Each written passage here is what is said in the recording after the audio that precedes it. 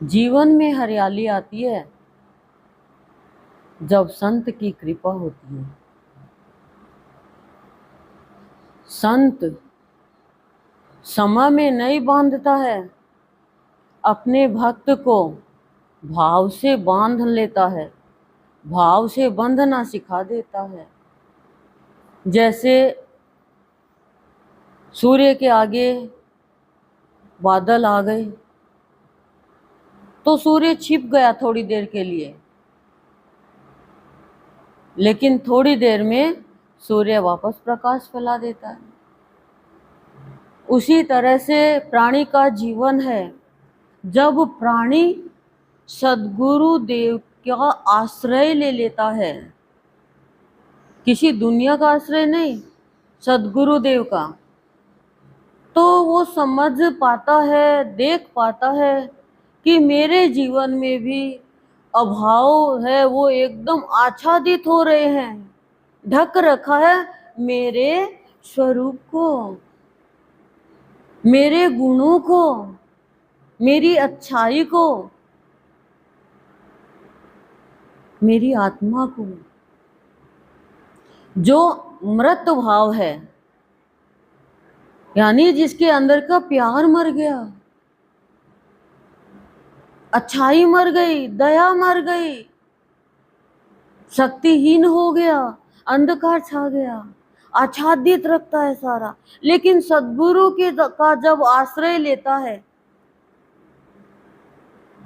शरणागति लेता है, तो सद्गुरु क्या करते हैं?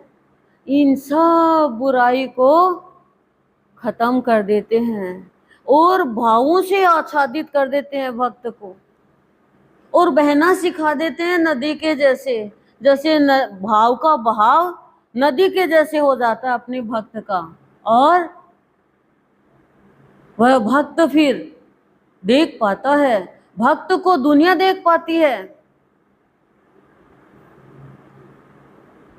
कि उसके जीवन में कैसा कैसा कब कब आश्चर्य हो जाता है, अचंभा करते हैं, क्योंकि चैतन्य ने बहना सिखा दिया भाव में। भाव का बहाव भाव योगी के भावों में मिला देता है, और अभाव का बहाव है वो हमें मृत कर देता है जीते जी। कृष्ण भगवान ने कहा ना कि अर्जुन ये तो मरे हुए हैं सब, तू इनको जिंदा मान रहा है क्या? तो कोई भी प्राणी ये सोचे कि मैं कुछ कर रहा हूं, मैं कुछ कर रहा हूं, तो भागवत गीता में यही लिखा हुआ है, श्रीमद् भागवत गीता में, कि अर्जुन नहीं मार रहा है। लग रहा है अर्जुन मार रहा है, पर मार तो सुदर्शन चक्र रहा है। बर्बरीक ने देखा भी था। तो यही है हर प्राणी के जीवन की कहानी। प्राणी सोचता है मैं कर रहा हूं, मैं कर रहा हूं, मैंने ऐसे किया, मैंने वैसे किया, मैं नहीं करता तो क्या होता। पर करने वाला तो वो ईश्वर है, भगवान है। और आच्छादित तो हो रहे हैं मृत भाव, तो हम उसे देख नहीं पाएंगे, जैसे अर्जुन नहीं देख पाया। अरे बर्बरीक ने देख लिया, क्योंकि भगवान चाह रहे थे कि कोई तो हामी भरने वाला चाहिए, कोई तो हाँ में हाँ मिलाने वाला चाहिए, नहीं तो कोई भी मुकर जाए कि हमारी शादी कब हुई मंदिर में। अरे भगवान साक्षी है, फिर भी मुकर जाए, तभी तो इतने लोगों के सामने शादी होती है, तभी तो फोटो उतरती है, तभी तो वो मैरिज सर्टिफिकेट बनता है कि भाई हाँ प्रूफ है। तो ऐसे ही सद्गुरुदेव कहते हैं तुम्हारे पास क्या प्रूफ है कि तुम सत्संग में आ रहे हो? क्या प्रूफ है? क्या तुम्हारे अंदर सद्गुरुदेव का भाव है, सुगंध है, पद्म पराग में निहित हो क्या? मंगल भावना, उत्साह है, सात्विक विचार है? क्या प्रूफ है? यही तो प्रूफ है। जैसे भक्त कहता है, जैसे एक माँ के गर्भ में क्या होता है, ऐसे मेरे हृदय में मेरा भगवान है। हृदय के गर्भ में भगवान छिपा हुआ है, भाव छिपा हुआ है। अब आने में तो समय लगता है, उसके लिए तो भक्ति करनी पड़ेगी। भक्ति से बड़ा कुछ भी नहीं है। क्यों? क्योंकि भक्ति भगाती है जगती को, और जगती भगाती है भक्ति को। ऐसा है। और हम ही भगाते हैं माया। हम न जगती के बने न भक्ति के बने, हम तो माया के बन गए। एक का बनो। अब आपको अपना जीवन उच्च किससे बनेगा वो तो आपको देखना है।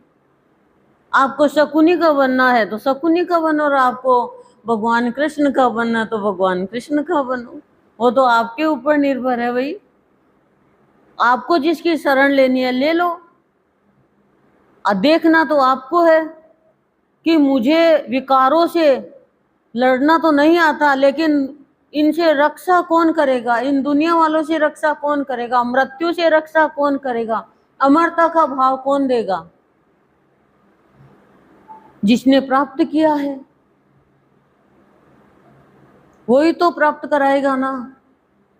पर प्राप्त कराने वाला आ गया, प्राप्त करने वाला नहीं आया तो वो खाली रह जाएगा।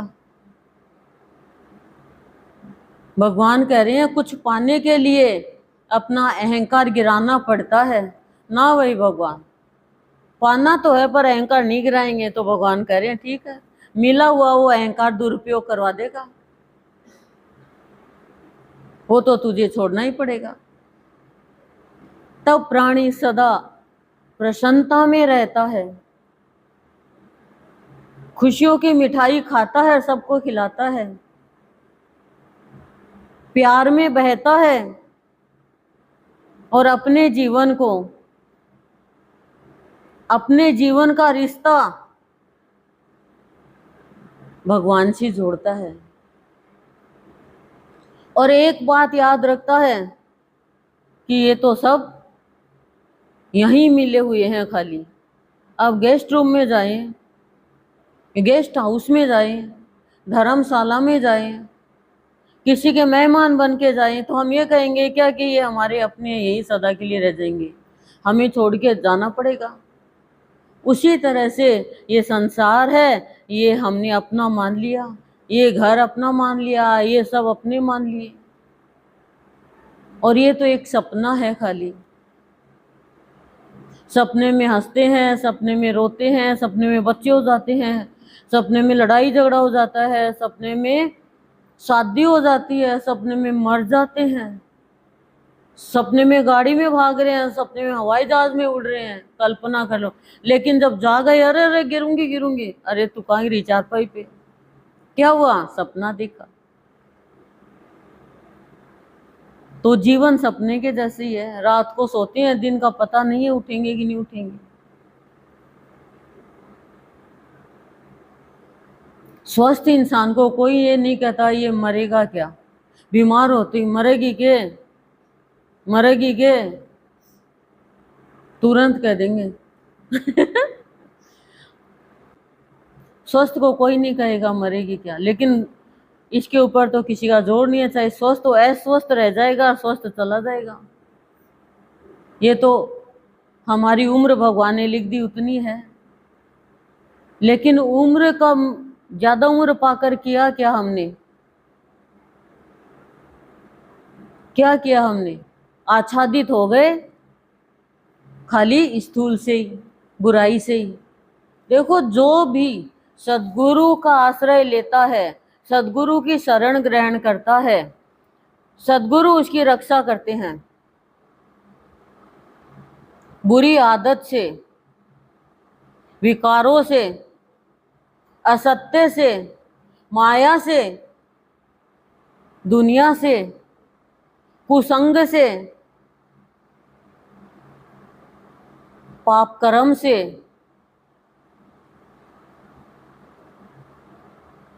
और हिंसा से।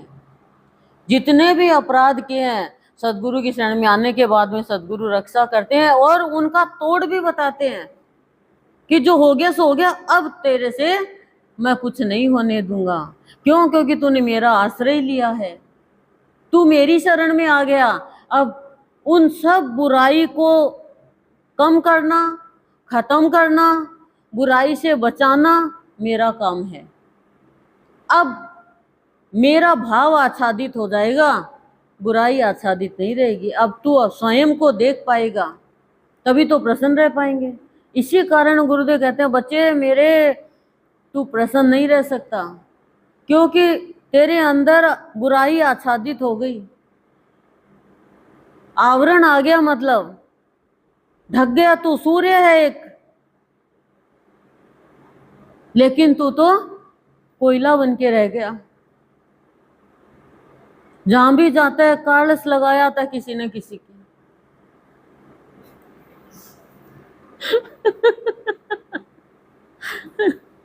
ये क्या क्या मेरे बच्चे, मैं इतनी शिक्षा देता हूं तो वो भी शिक्षा नहीं लेता है।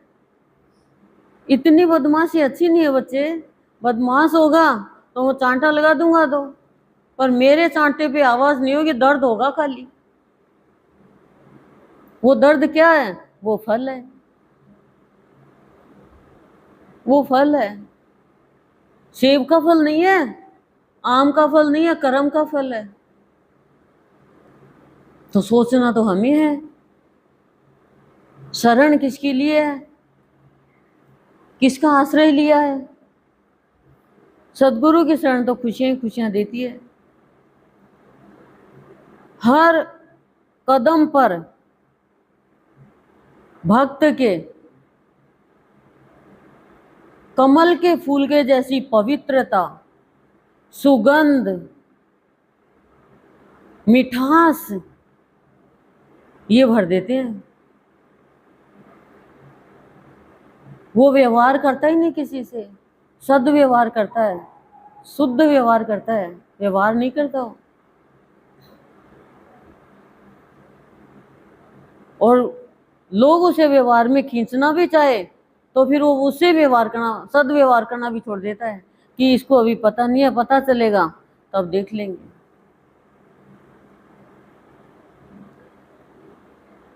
संतों का तो बहुत ऊंचा जीवन होता है, उच्च कोटि का जीवन होता है और सबको उच्च कोटि का बनाते हो, लेकिन हम समझ नहीं पाते। बहुत ऊंचा भाव है, लेने वाला लेता है, नहीं लेने वाला पछताता है। भगवान खुद ही संतों के पास जाके उनको चरण स्पर्श करते हैं।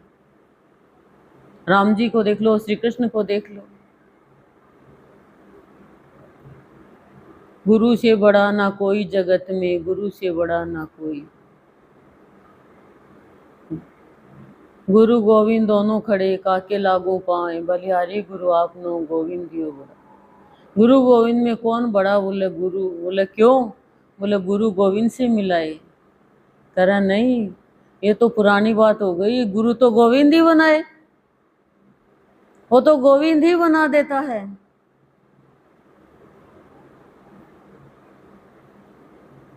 गोविंद कौन है? जो अपनी इंद्रियों को अपने कंट्रोल में रखे हो, गोविंद अपने नियंत्रण में रखे। हमारी इंद्रियां तो बिखर गई, स्वाद में, देखने में, सूंघने में, चखने में, फिक्के में, मीठे में, नमकीन में, इसमें उसमें, इकाई की इंद्रिय में। देखो गृहस्थी है, हमें गृहस्थी को एकदम भगवान का मंदिर बना के रखना है और ये देखना है कि हम लक्ष्मी नारायण हैं और बच्चे हैं वो प्रहलाद है, ध्रुव है, ऐसे बच्चे हैं देवी देवताओं के जैसे। शुद्ध भाव रखना है।